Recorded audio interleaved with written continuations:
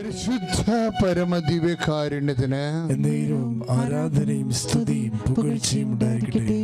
പൗലോസ് അപ്പോസ്തലൻ പറയവേ, ഇപ്രകാരം തന്നെയാണ് മരിച്ചവരുടെ പുനരുത്ഥാനവുമെന്ന്. Price the Lord.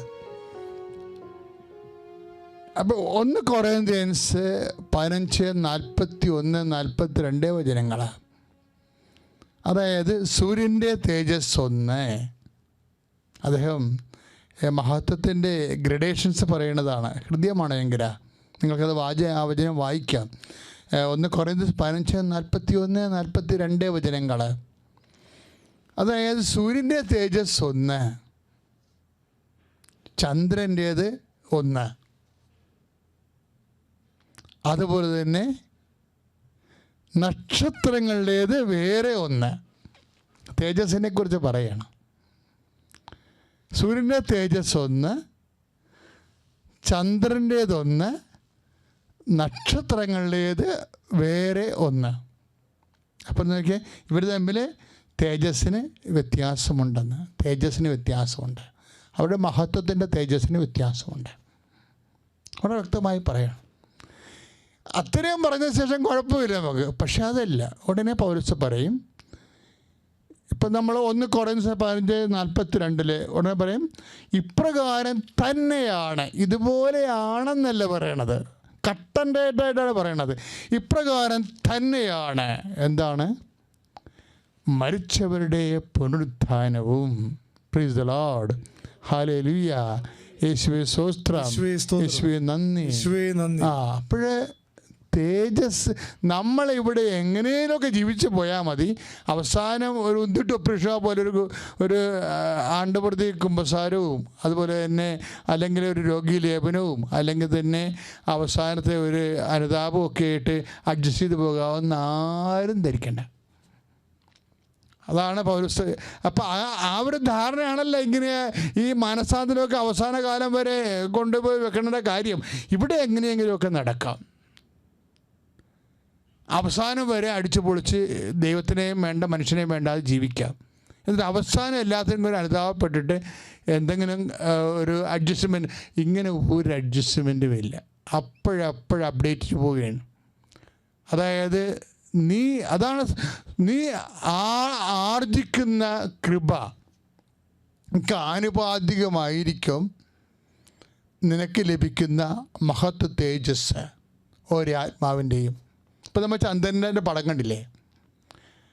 എന്നാ സംഭവിക്കണത്? അപ്പോൾ ഭൂമിയുടെ നിഴല് ചന്ദ്രനിൽ പതിയാത്ത സ്ഥലങ്ങളെല്ലാം വെളുത്തോണ്ട് കാണും, പ്രകാശിച്ച് കാണും. പതിയുന്ന സ്ഥലങ്ങളെല്ലാം ഇരുണ്ട് കാണും.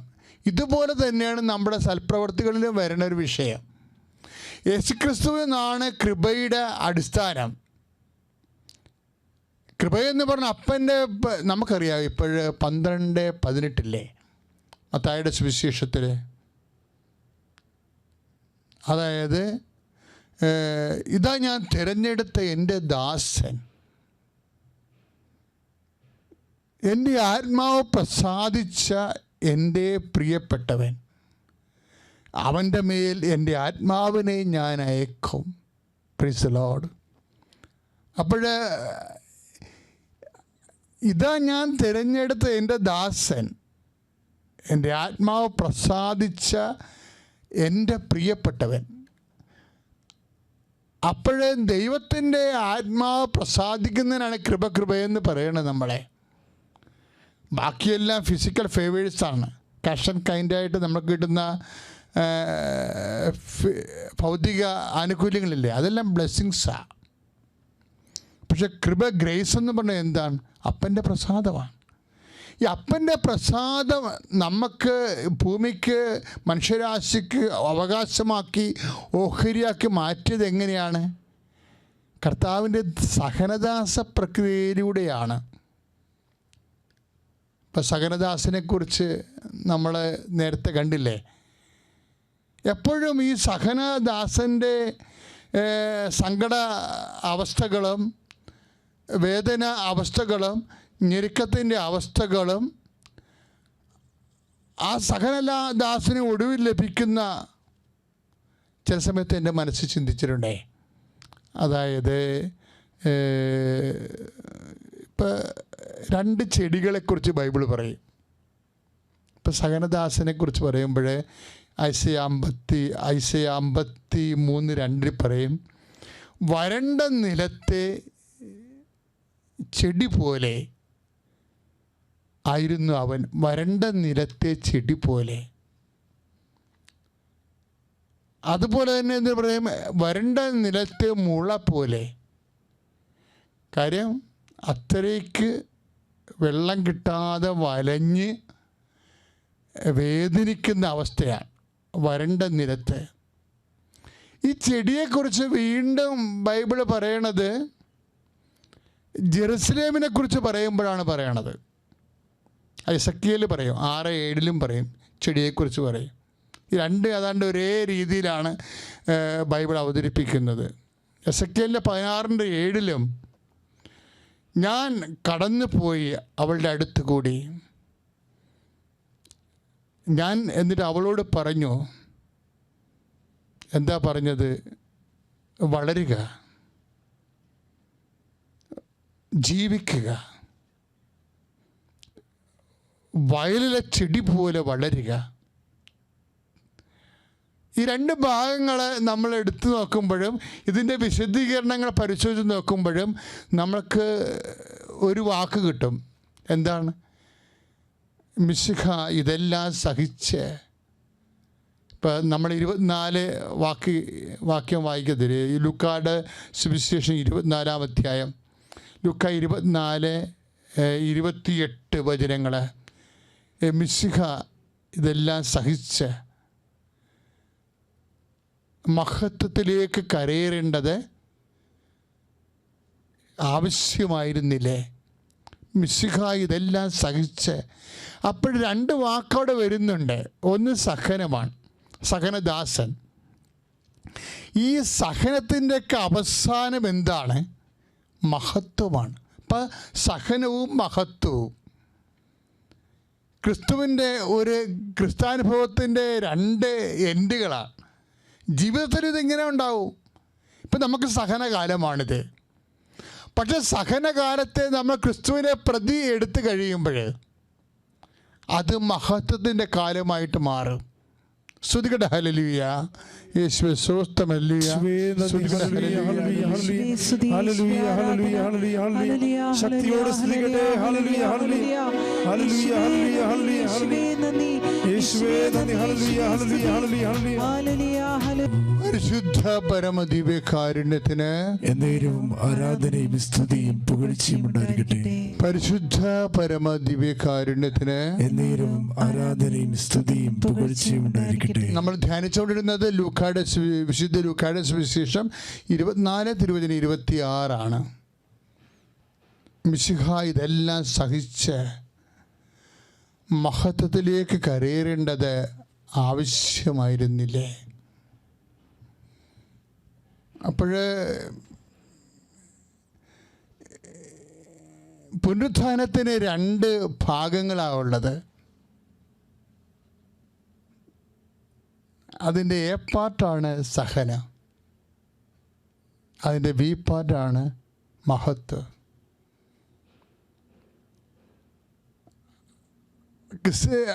അതായത് ക്രിസ്തുവിനുള്ളവൻ്റെ ഒരു ജീവിതം ഇങ്ങനെയാണ്. സഹന സാഹചര്യങ്ങളെ പരിശുദ്ധാത്മാവിൻ്റെ സഹായത്തോടെ അവൻ മഹത്വത്തിൻ്റെ സാഹചര്യമായിട്ട് വിവേചിക്കും. മഹത്വത്തെക്കുറിച്ചാണ് നമ്മൾ ഇപ്പോൾ പൗലോസ് തന്നെ പറയും. ഞാൻ നേരത്തെ പറഞ്ഞില്ലേ, പൗലോസാണ് ഇതിൻ്റെ ആള്. പൗലോസ് എന്നാ പറഞ്ഞത്? നമുക്ക് ലഭിക്കാനിരിക്കുന്ന മഹത്വത്തെക്കുറിച്ച് ഓർക്കുമ്പോൾ, അത് 8:18 റോമ എല്ലാം അതാണ്. ഒന്ന് പറഞ്ഞേ, നമുക്ക് ലഭിക്കാനിരിക്കുന്ന മഹത്വത്തെക്കുറിച്ച് ഓർക്കുമ്പോൾ ഇന്നത്തെ കഷ്ടതകള് നിസ്സാരമാണ്. അവിടെ വന്ന വചനം കണ്ടില്ലേ? ഇതെല്ലാം ഇങ്ങനെയാണ്. ഈ കണ്ടാമൃഗവും ടിക് പക്ഷി എന്ന് പറഞ്ഞ പോലെ ചില ജന്മം കൊണ്ട് ഒരുമിച്ച് പോണ ജീവജാലങ്ങളില്ലേ, അതുപോലെയാണ്. മഹത്വവും സഹനവും ഒരുമിച്ചാണ് സഞ്ചരിക്കുന്നത്. അതാണ് ഈശോ എമ്മാവൂസിലെ ശിഷ്യന്മാരോട് പറഞ്ഞത്.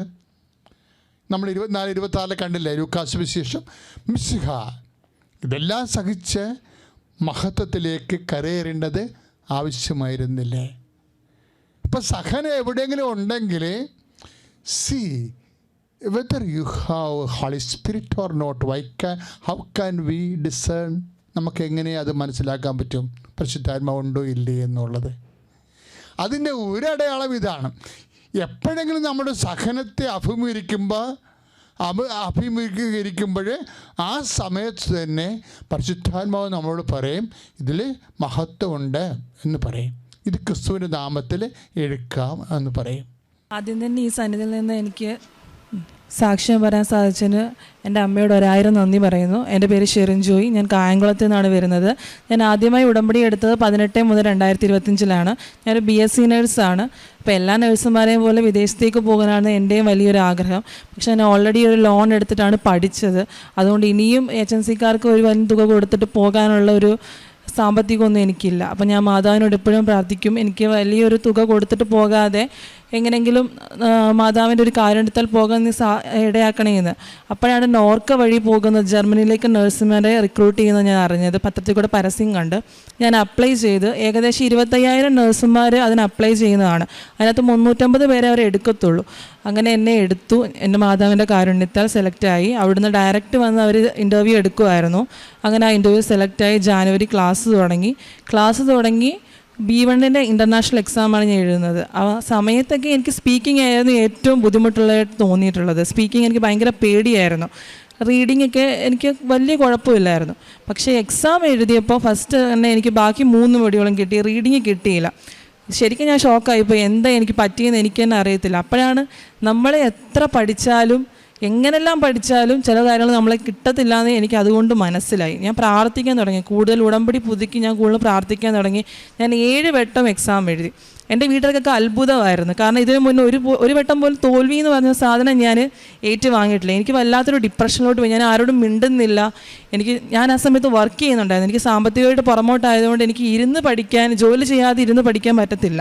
ഞാൻ വർക്ക് ചെയ്തിട്ടാണ്, ഞാൻ അതിൻ്റെ കൂടെയാണ് പഠിത്തം മുന്നോട്ട് കൊണ്ടുപോകുന്നത്. നൈറ്റ് ഡ്യൂട്ടിയൊക്കെ കഴിഞ്ഞ് വന്നിരുന്ന് ഞാൻ ഉറങ്ങത്ത് പോലും ഇല്ലാതെ ഞാൻ പഠിക്കുമായിരുന്നു. അങ്ങനെ പഠിച്ചിട്ടും എനിക്ക് 6 തവണയും കിട്ടിയില്ല. ഞാൻ ആരോടും മിണ്ടുന്നില്ല, വീട്ടുകാരോട് പോലും മിണ്ടാത്ത അവസ്ഥ. ഞാൻ ആകപ്പാടെ മിണ്ടുന്നത് ദൈവത്തിനോട്, മാതാവിനോട് മുന്നിൽ കരഞ്ഞ് പ്രാർത്ഥിക്കും. എന്തിനാ എന്നെ ഇത്രയും ഇങ്ങനെ കഷ്ടപ്പെടുത്തുന്നത് എനിക്ക് അറിയത്തില്ലായിരുന്നു. ഞാൻ ആർക്കും ഒരു ദ്രോഹവും ചെയ്തില്ല.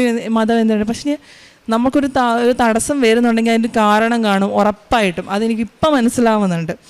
അത് കഴിഞ്ഞ് ഞാൻ മാതാവിനോട് പ്രാർത്ഥിച്ച് ഉടമ്പടി പുതുക്കി അച്ഛൻ്റെ ധ്യാനം കേട്ടും ഡെയിലി ബ്രെഡ് മുടങ്ങാതെ കേട്ടും പ്രാർത്ഥിക്കുകയും ഉപവാസമൊക്കെ എടുത്തിട്ട് ഞാൻ മാതാവിൻ്റെ എപ്പോഴും ഞാൻ എക്സാം എഴുതുമ്പോൾ നേർച്ച വസ്തുക്കൾ ഉപയോഗിക്കും. ഉപ്പും തൈലവും കാശുരൂപം കൊണ്ട് ഞാൻ ആ എക്സാം സെൻറ്ററിൽ കയറത്തുള്ളൂ. അവരത് പറ്റത്തില്ല എന്ന് പറയും. പക്ഷെ ഞാൻ എവിടെയെങ്കിലും ഉപ്പും കാശുരൂപവും ഞാൻ എൻ്റെ പോക്കറ്റിൽ വെച്ചിട്ട് ഞാൻ കയറത്തുള്ളൂ. എന്നിട്ട് ഞാൻ ഫസ്റ്റ് ക്വസ്റ്റ്യൻ പേപ്പർ വാങ്ങിക്കുന്നതിന് മുന്നേ ഞാൻ ഉപ്പെൻ്റെ ഡെസ്ക് വിതറി. എന്നിട്ട് ഞാൻ നന്നായിട്ട് പ്രാർത്ഥിക്കും. പ്രാർത്ഥിച്ച ശേഷം ഞാൻ ആ ക്വസ്റ്റ്യൻ പേപ്പർ ഒന്ന് തുറന്നു നോക്കത്തുള്ളൂ. അങ്ങനെ 7ാമത്തെ വട്ടം എനിക്ക് റീഡിങ് കിട്ടി. ഞാൻ ഭയങ്കര മാതാവിനോട് ഞാൻ എങ്ങനെ നന്ദി പറയണമെന്ന് എനിക്ക് അറിയത്തില്ലായിരുന്നു. കാരണം അത്രത്തോളം ഞാൻ ബുദ്ധിമുട്ടി. പരീക്ഷ പാസ്സായ ആൾക്കാരോട് ചോദിക്കുമ്പോൾ പോലും അവർക്ക് അറിയത്തില്ല അവരെങ്ങനെ പരീക്ഷ പാസ്സായിന്ന്. അനുഗ്രഹത്താൽ പാസ്സായതാ, ഇതെങ്ങനെ, നമ്മൾ റീഡിങ് അല്ലേ, അവരെങ്ങനെ പറയത്തുള്ളൂ. ഇനി എന്ത് ക്ലാസ് അറ്റൻഡ് ചെയ്യുന്ന പോലും അറിയത്തില്ല. അങ്ങനെ ഒരു അവസ്ഥയിൽ നിൽക്കുമായിരുന്നു. അങ്ങനെ എക്സാം കിട്ടി, അതിന് ഇൻ്റർവ്യൂ പാസ്സായി. ഞാൻ പോകുന്ന ഹോസ്പിറ്റലിലോട്ട് നല്ല പ്രോസസ്സിങ് ഉള്ള ഒരു ടൈമായിരുന്നു. പ്രോസസ്സിങ് ഒരുപാട് ലാഗ് ആവുന്നൊരു ഹോസ്പിറ്റലിലോട്ടാണ് ഞാൻ പോയിക്കൊണ്ടിരുന്നത്. അപ്പോൾ എനിക്ക് അതും ഭയങ്കര ബുദ്ധിമുട്ട്. എല്ലാവരും ചോദിക്കുകയാണ് ഇങ്ങനെ നിൽക്കുകയാണോ, പോകുന്നില്ലേ, സാമ്പത്തിക ബുദ്ധിമുട്ട് കാരണം. എനിക്ക് ആകപ്പാടെ എനിക്ക് പറയാനുള്ളത് മാതാവിനടുത്ത്. ഞാൻ മലപ്പുറത്തായിരുന്നു വർക്ക് ചെയ്യുന്നത്. ഞാൻ ഈ പോകുന്ന വഴിക്ക് ഞാൻ ആലപ്പുഴ ഇറങ്ങാതെ ഞാൻ ഇവിടെ വന്ന് പ്രാർത്ഥിക്കാതെ ഞാൻ എൻ്റെ വീട്ടിലോട്ട് പോകത്തില്ല. കാരണം എനിക്ക് എൻ്റെ വീട്ടിൽ പോയിട്ട് ആരോടും ഒന്നും പറയാനില്ല. ഇവിടെ വന്നിട്ട് എനിക്ക് പറയാനുള്ളൂ. ഞാൻ ഇവിടെ വന്നിരുന്ന് കരഞ്ഞ് പ്രാർത്ഥിക്കും മാതാവിനോട്, എനിക്കൊരു വഴി നീ കാണിച്ചു തരണേ മാതാവ്, എനിക്ക് വേറെ ആരോടും പറയാനില്ല എന്ന്. അങ്ങനെ അത് കഴിഞ്ഞ് ഈ മെയ്യിൽ മാതാവിൻ്റെ കരുണയാൽ എനിക്ക് പിന്നെയും പ്രോസസ്സിങ് സ്റ്റാർട്ട് ചെയ്തു. 3 മാസത്തിനുള്ളിൽ എനിക്ക് വിസ വന്നപ്പോൾ ആ ഒരു ധൈര്യത്തിൻ്റെ പേരിൽ ഞാൻ വർക്ക് ചെയ്യുന്ന സ്ഥലത്തിൽ ഞാൻ റിസൈൻ ചെയ്തിട്ട് ഇറങ്ങി വീട്ടിൽ വന്നു. ഇനി ടിക്കറ്റ് കിട്ടിയാൽ മതിയല്ലോ എന്ന്. അവിടെ എനിക്കൊരു തടസ്സം വന്നു. അവിടെ എനിക്ക് ജർമ്മനിയിലെ അക്കോമഡേഷൻ ശരിയാവുന്നില്ല, അതുകൊണ്ട് ഇപ്പോഴേ ടിക്കറ്റ് എടുക്കുന്നില്ല എന്ന് പറഞ്ഞു. പിന്നെയും ഞാൻ തളർന്നു പോയി. കാരണം ഇത്രത്തോടെ തടസ്സങ്ങൾ നേരിട്ട് ഇത്രയും പ്രാർത്ഥിച്ച് ഇവിടുന്ന് വരെ എത്തിയിട്ട് ഇനി ഞാൻ എന്ത് ചെയ്യും എനിക്കറിയത്തില്ല. ഞാൻ വീട്ടിൽ തന്നെ ഇരിക്കുമായിരുന്നു. വീട്ടിൽ നിന്ന് ഞാൻ പുറത്തിറങ്ങത്തോട്ടില്ലായിരുന്നു. പള്ളിയിൽ പോകാനല്ല ഞാൻ പുറത്തിറങ്ങത്തില്ല. പള്ളിയിൽ പോകുന്നത് തന്നെ ആരോടും മിണ്ടത്തില്ല. നേരെ ചെന്ന് പള്ളിയിൽ നിന്ന് ഞാൻ പ്രാർത്ഥിച്ചിട്ട് ഞാൻ അവിടെ നിന്ന് ഇറങ്ങും. കാരണം എല്ലാവർക്കും എന്നോട് ഒരു ചോദ്യം ചോദിക്കാനുള്ളൂ, എന്താ ഇങ്ങനെ നടക്കുന്നേ, എന്തിനാ ഇങ്ങനെ നടക്കുന്നതെന്ന്. അവർക്ക് പറഞ്ഞാൽ മനസ്സിലാവത്തില്ല, അത് അവർക്ക് പറഞ്ഞു കൊടുക്കാനും അറിയത്തില്ല. ദൈവത്തിനെല്ലാം എനിക്ക്. പക്ഷെ ഞാൻ വേദപുസ്തകം നല്ലോണം വായിക്കും. ആ സമയത്തൊക്കെ എനിക്കിങ്ങനെ കിട്ടും. യെശയ്യാവിൻ്റെ പുസ്തകമാണ് ഞാൻ ഏറ്റവും കൂടുതൽ തുറക്കുമ്പോൾ എനിക്ക് കിട്ടുന്നത്. അതിൻ്റെ ഒരു പോസിറ്റീവ് എനർജി അത് പറയാൻ പറ്റത്തില്ല. വേറെ ഒരു മനുഷ്യന് നമ്മളെ സമാധാനിപ്പിക്കാൻ പറ്റത്തില്ല. അങ്ങനെ ഞാനത് വായിക്കുമ്പോൾ കൂടുതൽ എനിക്ക് എവിടെ നിന്നൊക്കെ എനിക്ക് ശക്തി കിട്ടും. ഇല്ല, ശരിയാവും, എൻ്റെ മാതാവ് എനിക്ക് ഇടത്തും വലത്തുമായിട്ട് ഉറപ്പായിട്ട് നിൽപ്പുണ്ട്. അങ്ങനെ പിന്നെയും ഞങ്ങളുടെ കോർഡിനേറ്ററുണ്ട്. ഞാൻ കോർഡിനേറ്ററിന് എല്ലാ ആഴ്ചയും ചോദിക്കുക, എന്തെങ്കിലും ആയോ, എന്തെങ്കിലും അപ്ഡേഷനോ ഉണ്ടോ. അവർ പറയും ഇപ്പോഴേ ഒന്നുമില്ല, ഡിസംബറിലേക്ക് ചിലപ്പോൾ കാണുമായിരിക്കും, അക്കോമഡേഷൻ ശരിയായാലേ അതൊന്നും കാണത്തുള്ളൂ, എനിക്ക് ഉറപ്പൊന്നുമില്ല. അത് കേൾക്കുമ്പോൾ വീട്ടുകാരും ഇങ്ങനെ നമ്മൾ സാമ്പത്തികമായിട്ട് എൻ്റെ കയ്യിൽ ഒന്നുമില്ല, എനിക്ക് എങ്ങോട്ടും പോകാനും ഒന്നുമില്ല. അപ്പം ഞാൻ വർക്ക് ചെയ്യാൻ വേണ്ടി എവിടെയും കയറിയാലോ, അതൊരു റിസ്ക്കാണ്. ഇതിൻ്റെ ഇടയ്ക്ക് ഇനി വന്നാൽ ഇറങ്ങുകയും വേണം. ഞാൻ വർക്ക് ചെയ്യാൻ വേണ്ടി ഓരോ സ്ഥലത്ത് പോകുമ്പോഴും എനിക്ക് തടസ്സങ്ങളാണ്. അവിടെ എനിക്ക് കിട്ടത്തില്ല. ശരിക്കും ഞാൻ അത്ഭുതപ്പെട്ടു പോകുമായിരുന്നു. കാരണം എനിക്കറിയാം ഞാൻ പഠിച്ചിട്ടാണ് പോകുന്നത്, പക്ഷെ അവിടെ ചെല്ലുമ്പോൾ എനിക്കൊന്നും പറയാൻ പറ്റത്തില്ല. അവരെന്നോട് ചോദിക്കുക, നമ്മളെ നീ ഒന്നും പഠിക്കാനാണ് ഇവിടെ വന്നിരിക്കുന്നത്. പക്ഷേ എനിക്കറിയാം ഞാൻ പഠിച്ചിട്ടാണ് വന്നത്, എനിക്ക് പറയാൻ പറ്റുന്നില്ല.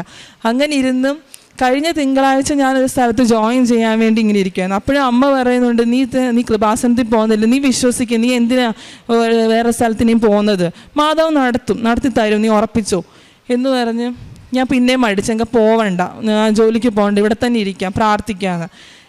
തിങ്കളാഴ്ച ഉച്ചയ്ക്കായപ്പോഴത്തേക്കും എനിക്ക് പെട്ടെന്നൊരു മെയിൽ വന്ന്, നിങ്ങൾക്ക് 14-ാം തീയതിക്ക് ടിക്കറ്റ് റെഡിയായി, ഈ 14-ാം തീയതി ഞാൻ ജർമ്മനിക്ക് പോവുകയാണ് വൈകുന്നേരം.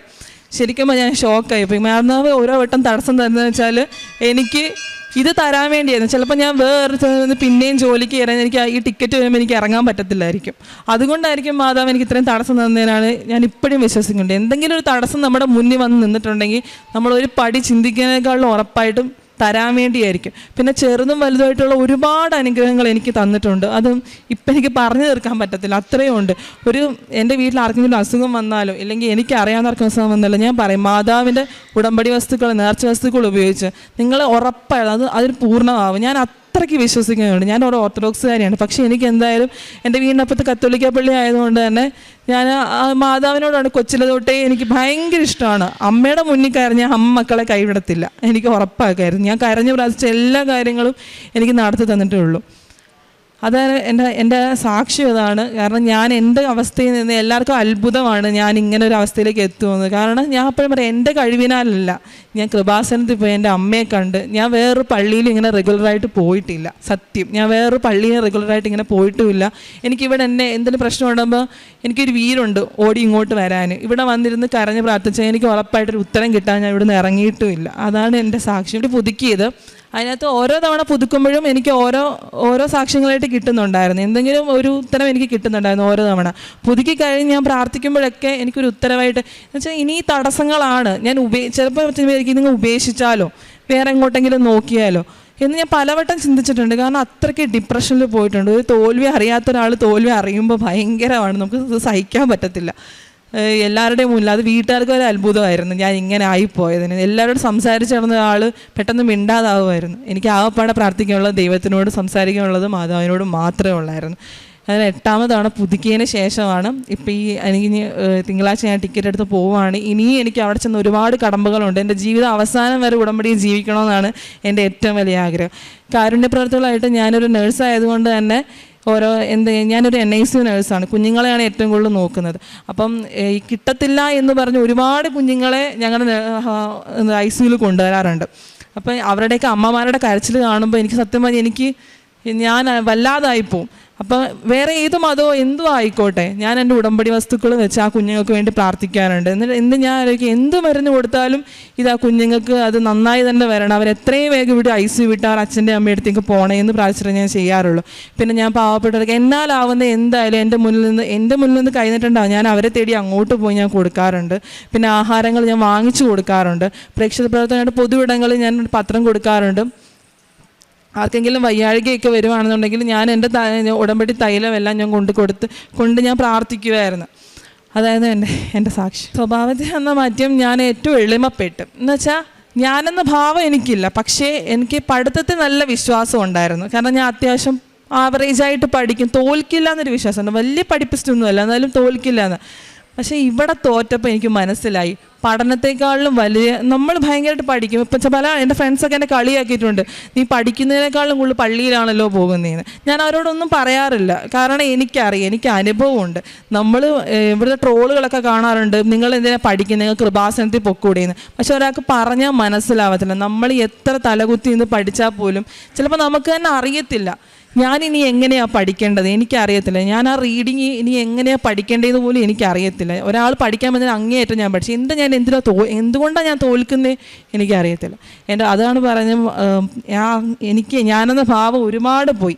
എനിക്ക് എന്തെങ്കിലും എൻ്റെ ലൈഫിൽ കിട്ടിയിട്ടുണ്ടെങ്കിൽ അത് മാതാവിൻ്റെ കാരുണ്യം കൊണ്ട് മാത്രമാണ്. ഇപ്പം പ്രാർത്ഥിച്ചതിന് ശേഷം പഠിക്കുക, അതാണ് എൻ്റെ മുന്നോട്ടുള്ള ജീവിതത്തിൽ മാതാവ് കൂടെ വേണം, കൂടെ ഉണ്ടാവും. ഇത്രയും അനുഗ്രഹങ്ങൾ എന്ന മാതാവിന് ഒരുപാട് നന്ദി. എൻ്റെ പേര് ജസ്റ്റിൻ തോമസ്, ഇതെൻ്റെ ഭാര്യ ആഷ്ന, ഞങ്ങളുടെ മോൻ എയ്ഡൻ.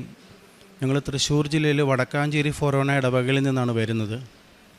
ഞാനൊരു നേഴ്സാണ്. ഞാനിവിടെ 108 ആംബുലൻസിൽ നേഴ്സായിട്ട് വർക്ക് ചെയ്യുന്നു. എൻ്റെ ഭാര്യയും നേഴ്സാണ്. പിന്നെ എൻ്റെ സാക്ഷ്യം പറയാനുള്ളതെന്ന് പറഞ്ഞാൽ, ഞാൻ ജൂൺ 9, അതായത് ഈ 2025 ജൂൺ 9 ഇവിടെ ഉടമ്പടി എടുക്കാനായിട്ട് വരുന്നത്. അതിനുള്ള കാരണമെന്ന് പറഞ്ഞാൽ, എനിക്ക് ഡ്യൂട്ടി സമയത്തുള്ള അസ്വസ്ഥതകളും അതുപോലെ തന്നെ എനിക്ക് വീട്ടിൽ വന്നാൽ ശാരീരികമായിട്ടും മാനസികമായിട്ടുമുള്ള ബുദ്ധിമുട്ടോ, ഉറക്കമില്ലായ്മ, മൊത്തം ശരീരത്തിനൊരു സുഖമില്ലായ്മ.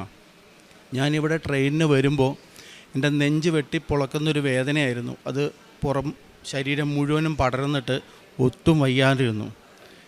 ഉടമ്പടി എടുക്കാൻ വേണ്ടിയിട്ട് മേളിൽ പോയി, അത് കഴിഞ്ഞ് അതിൻ്റെ പേപ്പറെല്ലാമായിട്ട് വന്ന് മാതാവിനെ എടുക്കാനായിട്ടാണ് എനിക്ക് ആഗ്രഹം ഉണ്ടായിരുന്നത്. പക്ഷേ അതിന് മാതാവ് എനിക്ക് അതിൻ്റെ സമയം അനുവദിച്ചിരുന്നില്ല. ഒപ്പം മാതാവിനോടൊപ്പം ചന്ദനത്തിരി പിടിച്ച് നിൽക്കാനായിട്ട് മാതാവിനെ അനുവദിച്ചു. അത് ഇവിടെ കൊണ്ടുവന്ന് സമർപ്പിച്ചതിന് ശേഷം ഞാൻ തിരിച്ച് വീട്ടിലേക്ക് പോയത് ഞാൻ വന്ന പോലെ അല്ല, ഒരു ഹെവി ആയിട്ടുള്ളൊരു മനുഷ്യനായിട്ടാണ് ഞാനിവിടെ വന്നത്. ഞാൻ തിരിച്ചു പോകുന്നത് വളരെ ഫ്രീ ആയിട്ടാണ് പോയത്. എൻ്റെ ഒന്നാമത്തെ സാക്ഷ്യം ഇതാണ്. രണ്ടാമത്തെ സാക്ഷ്യം, എൻ്റെ ഭാര്യ ആഷ്ന, അവൾക്ക് എക്സീമ വന്നു. അത് ഫോട്ടോ കണ്ടാൽ ആർക്കും അറപ്പ് തോന്നുന്നൊരവസ്ഥയാണ്. കൈയും കാലും മുഴുവൻ ഇതുപോലെ പൊട്ടി അളിഞ്ഞ് ചലം വന്ന അവസ്ഥയായിരുന്നു. പലരും പറഞ്ഞു, നീ നിൻ്റെ ഭാര്യയെ അടിമയെപ്പോലെ വീട്ടിലിട്ട് ജോലിക്ക് വിടാതിരിക്കുന്നു എന്നെല്ലാം പറഞ്ഞ് പല പരിഹാസങ്ങളുണ്ടായിരുന്നു. ബന്ധുക്കളും സുഹൃത്തുക്കളും എല്ലാവരും ഒറ്റപ്പെടുത്തിയ അവസ്ഥയായിരുന്നു. അന്നെല്ലാം മാതാവിനോടുള്ള പ്രാർത്ഥന മാത്രമാണ് എനിക്കുണ്ടായിരുന്നത്. ഇവിടെ വന്ന് ഞാൻ ഉടമ്പടി വസ്തുക്കൾ ഉപയോഗിച്ച ശേഷമാണ് ഇത്രയ്ക്ക് വളരെ ശോചനീയമായ ഒരു അവസ്ഥയിലായിരുന്നു എൻ്റെ ഭാര്യയുടെ കാലും കൈയും ശരീരഭാഗങ്ങളും. ഇന്ന് കൈയും കാലും നോക്കിയാൽ ഒരു കുഴപ്പവും ഇല്ല. അങ്ങനെ ഒരു സ്കാറ്, അങ്ങനെ ഒരു പഴുപ്പോ, അങ്ങനത്തെ ഒരു അവസ്ഥ ഉണ്ടായ ഒരു ഒന്നും ശേഷിക്കുന്നില്ല. അന്ന് ഞാനിവിടെ നിന്ന് ഉടമ്പടി എടുത്തെന്ന് പോയെന്ന് മുതൽ ഉടമ്പടി തൈലം, ഉടമ്പടി ഉപ്പ്, അതുപോലെ തേൻ, ഇതെല്ലാം കൊടുത്ത് അതിന് ശേഷം വന്ന മാറ്റമാണ് ഈ ശരീരത്തിൽ വന്നേക്കുന്നത്. മുഴുവൻ നീർക്കെട്ടുണ്ടായിരുന്ന ശരീരമായിരുന്നു, അത് പൂർണ്ണമായിട്ടും മാറിക്കിട്ടി. നാലാമത്തെ സാക്ഷ്യം, എൻ്റെ മോൻ എയ്ഡൻ എപ്പോഴും ഓരോ രീതിയിലുള്ള അസുഖങ്ങളായിരുന്നു. സ്കൂളിൽ പോകുമ്പോൾ ബുദ്ധിമുട്ടായിരുന്നു, പോകാൻ ഇഷ്ടമില്ല. സ്കൂളിൽ നിന്ന് വന്ന ശേഷം ക്ഷീണം, എനിക്ക് അസുഖം, പീഡിയാട്രിഷ്യനെ കാണിക്കാൻ പോകുന്നു, എപ്പോഴും എന്തെങ്കിലും സ്റ്റീറോയിഡ്, എന്തെങ്കിലും മരുന്ന് കൊണ്ട് ജീവിക്കുന്നൊരു അവസ്ഥയായിരുന്നു. ഇവിടെ ഞാൻ ഉടമ്പടി എടുത്ത് ഉടമ്പടി തൈലം, ഉടമ്പടി ഉപ്പെല്ലാം ഞാൻ കൊടുക്കും.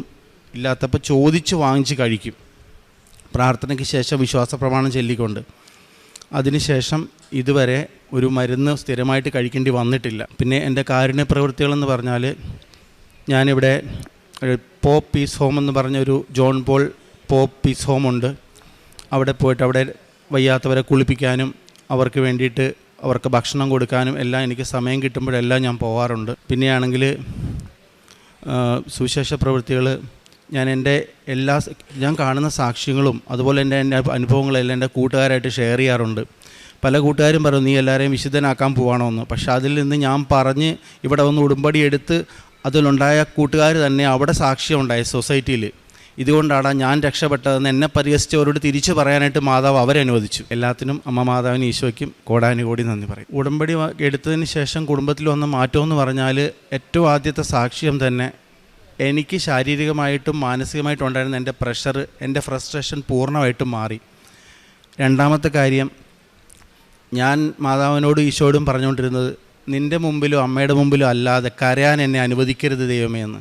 പലരും ചോദിച്ചിട്ടുണ്ട് ഇത്രയൊക്കെ പ്രശ്നം ഉണ്ടായിരുന്നു, നീ ഒന്ന് പറഞ്ഞാൽ കരഞ്ഞ് കണ്ടിട്ടില്ലല്ലോ എന്ന്. പക്ഷേ ഞാൻ ഉള്ളിൽ കരയുമ്പോഴും ഇവിടെ മാതാവ് എനിക്ക് എൻ്റെ ഭാര്യയിൽ സൗഖ്യം കൊടുത്തു, എന്നെ അതിന് സാക്ഷിയാക്കി. ഇന്ന് അമ്മയുടെ മുമ്പിൽ ഇത്ര ആൾക്കാരുടെ മുമ്പിൽ സാക്ഷ്യം പറയാൻ അനുവദിച്ചതാണ് എൻ്റെ ജീവിതത്തിൽ വന്ന ഏറ്റവും വലിയ മാറ്റം. എൻ്റെ മോനടക്കം ഭക്തിയിലേക്ക് വന്നു. ഇന്നവൻ കുരിശ് വരയ്ക്കാൻ ഞങ്ങളെ വിളിച്ചിരുത്തും. ഉടമ്പടി വസ്തുക്കൾ ചോദിച്ച് വാങ്ങിച്ച് വിശ്വാസപ്രമാണം ചൊല്ലിക്കൊണ്ട് അവൻ കഴിക്കാൻ തുടങ്ങി. ഇതിലും വലിയൊരു ഭാഗ്യം എന്താണ് ഒരു കുടുംബത്തിൽ വേണ്ടത്? ഒരു മോനടക്കം കാര്യങ്ങളെല്ലാം പറഞ്ഞു എല്ലാവൻ ചെയ്യുന്നു.